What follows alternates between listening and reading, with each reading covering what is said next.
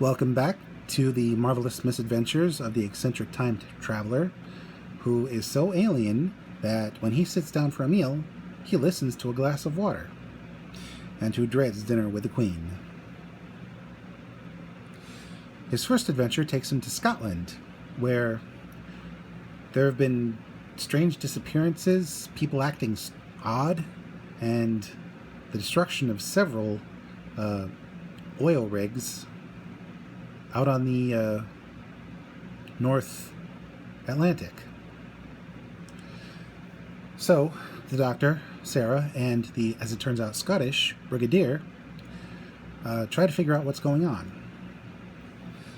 Turns out a bunch of alien shapeshifters who in their natural form look like starfish with squid suckers all over their bodies called Zygons, and their pet monster that is in fact the source of the Loch Ness Monster legend, are trying to take over Earth and establish it as a new homeworld as theirs was destroyed. Luckily, while the Doctor plays who is the fake, he manages to help thwart the aliens, and ultimately they and their ship are destroyed, and Nessie returns to Loch Ness to continue the legend, as it's the only home it's ever known. Next, the Doctor and Sarah end up on a planet on the very edge of the known universe, where it straddles the antimatter universe. And a bunch of heavily paranoid aliens are on an excursion to find a new power source for their world, which is slowly dying. But they're being plagued by odd occurrences, disappearances, and the appearance of a strange red outline see-through creature that seems to be made of antimatter and is capable of turning people into antimatter. Well, at least antimatter creatures. So it's up to the Doctor and Sarah to gain the trust of these aliens and help them realize that the antimatter they've taken aboard their ship is what's keeping them here, because the creature wants it back.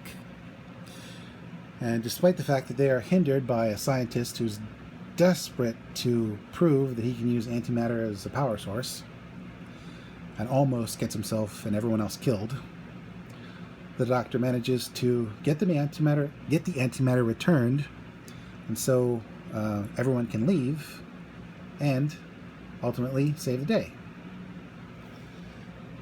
Next, we go to Egypt, where some British guy has uncovered the tomb of a being called Sutek, who's actually an alien whose kinfolk are the source of the ancient Egyptian deity legends.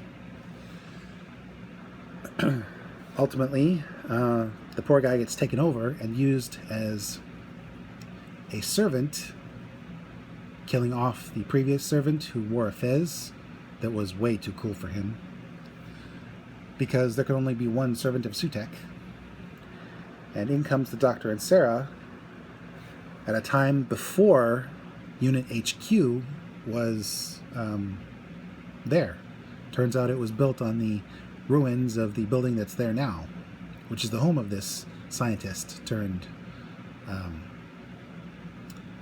servant. Ultimately, the Doctor manages to, in a serious battle of wits, thwart Sutek and his servant, an army of robot mummies, long enough to, once Sutek is freed after they all go to Mars to destroy the source of the force field that's keeping Sutek in place, the Doctor manages to suspend Sutek in the space-time corridor between Earth and Mars forever, aging him to death. And after that, the Doctor and Sarah end up in a quaint little village, which, as it turns out, is completely artificial, even populated by artificial people. It seems the Doctor and Sarah have stumbled across an attempt to take over Earth by these aliens called the Crawl.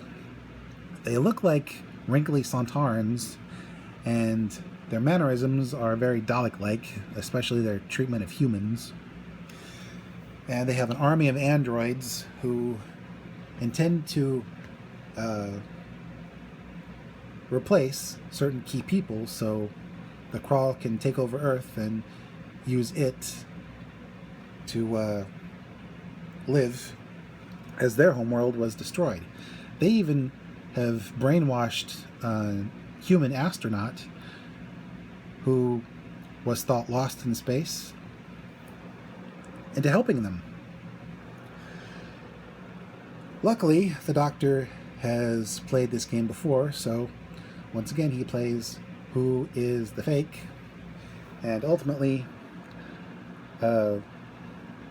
de-brainwashes the astronaut, who tries to help but ultimately fails,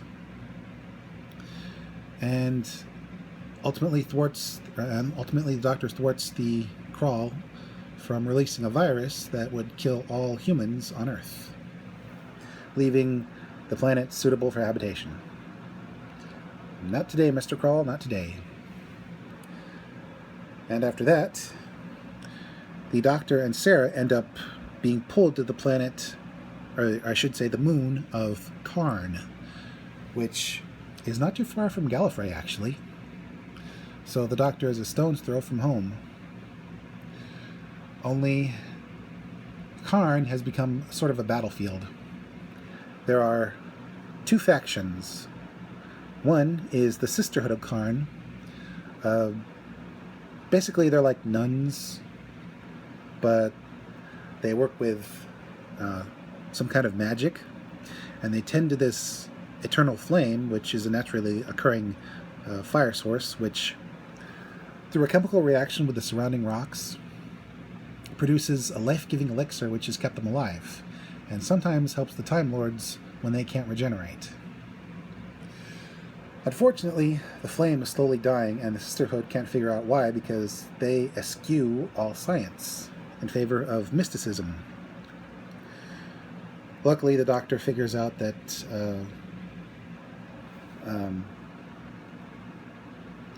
the shaft which feeds the fire is being clogged with soot. So, a quick firecracker later, and the flame is back stronger than ever.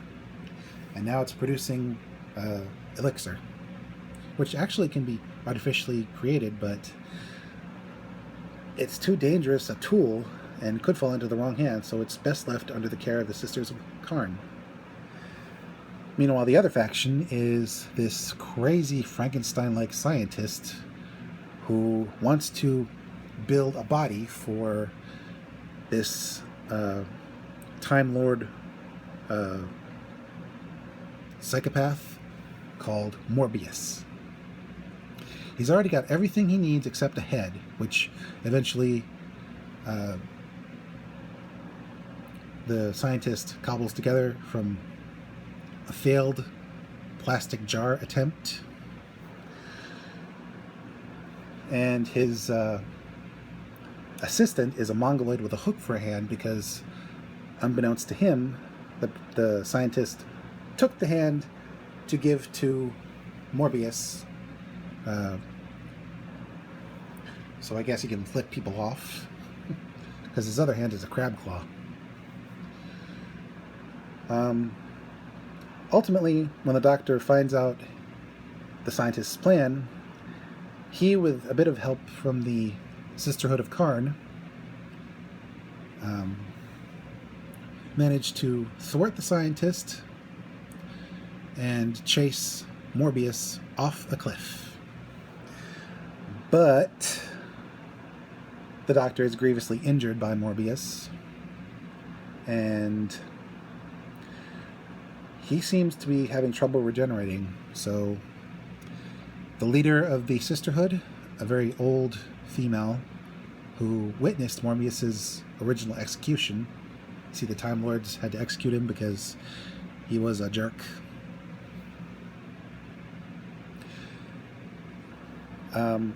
Even though she already used the last of the elixir on the Sisterhood to keep them alive, abstaining from the elixir herself because there was only enough for 5 people, she gives the little bit that's been generated by the flame to the Doctor rather than save herself, ultimately passing leadership on to the next sister, who's probably the same one we'll see in a future episode, perhaps. And ultimately, peace is restored to Karn. The Sisterhood get the elixir back, and they keep it secret and safe. And finally, the Doctor and Sarah return to Earth.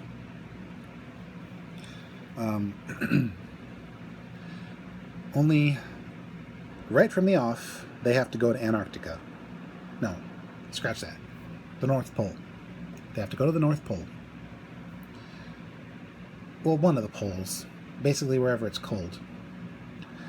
Because just like in the movie The Thing, someone found something strange in the ice and decided to thaw it out. Turns out it's a couple of plant pods from a creature called a crinoid. Basically a carnivorous plant, like a Venus flytrap on steroids. Ultimately, the crinoid pod, the first one at least, manages to revitalize itself, infect one of the research team, tongue twister, who then dispatches the rest of the poor sods that are over there. Meanwhile, this psychotic rich guy called Chase has dispatched a mercenary called Keeler to get the other pod and destroy all witnesses. He was tipped off by a member of the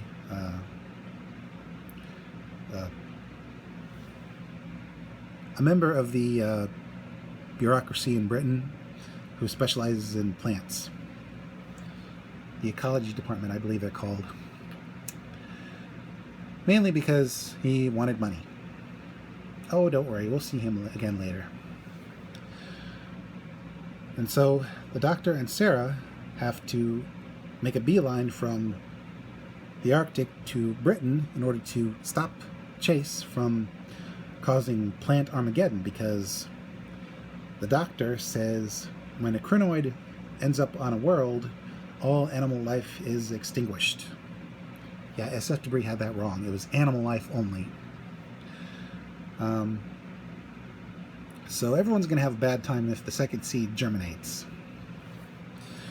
Ultimately, the Doctor, Sarah, the bureaucrat who wanted money, Unit, and Keeler's assistant, a scientist by the name of...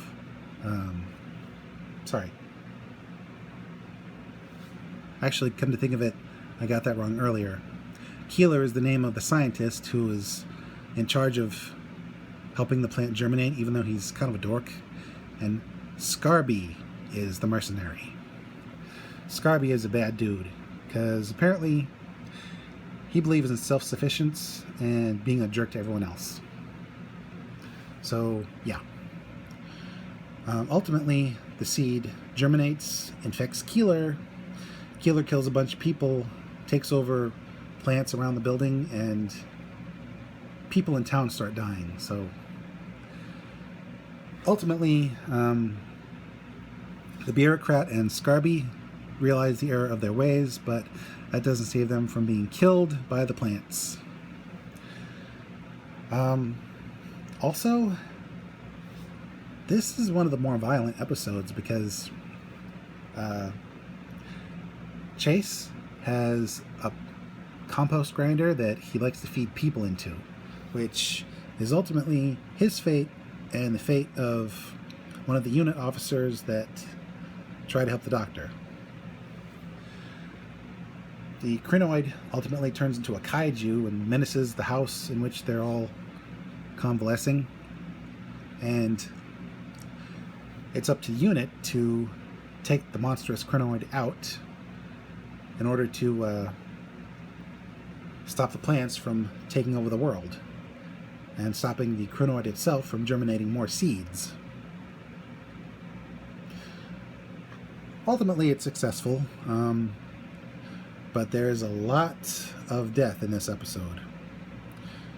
Chase's guards, Scarby, Keeler, the bureaucrat who wanted money, like I said, innocent people, the unit officer.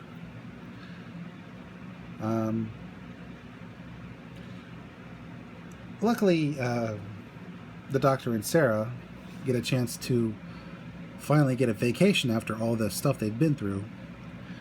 But thanks to a continuity gaffe, they end up back in the Arctic. Apparently the Doctor forgot to reset the controls on the TARDIS, and it took them right back to the Arctic. Only they didn't arrive at the Arctic by TARDIS. They arrived by helicopter. So that was a whoops right there. And so ends another season of the Fourth Doctor's adventures. Fun fact that I forgot to mention, we actually get to see Benton and Sullivan in the Zygon episode, in both android and human form. When next we meet the Doctor, we say goodbye to Sarah Jane and hello to Leela. See you then on Zygons.